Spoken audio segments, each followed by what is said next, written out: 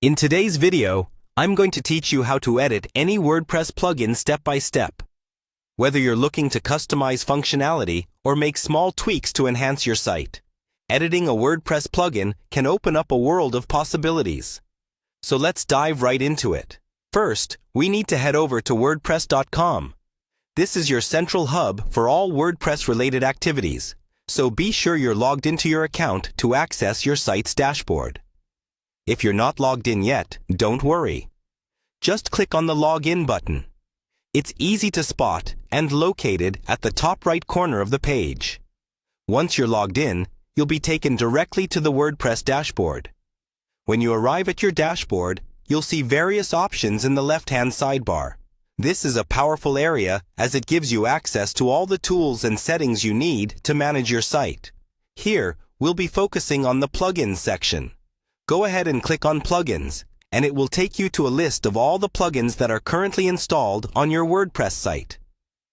Plugins are essentially the add-ons that provide various features for your website. They're incredibly useful, but sometimes you might want to adjust them to better fit your specific needs. Now, to start editing, find and click on the Plugin File Editor. It's usually situated towards the end of the list when you're in the Plugins section.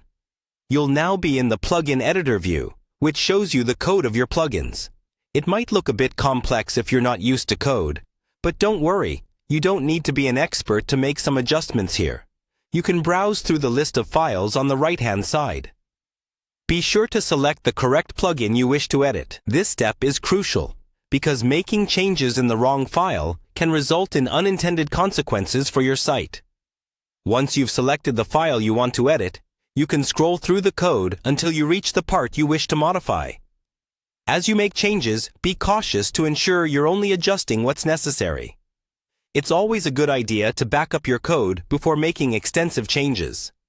This way, you can easily revert back if something doesn't go as planned.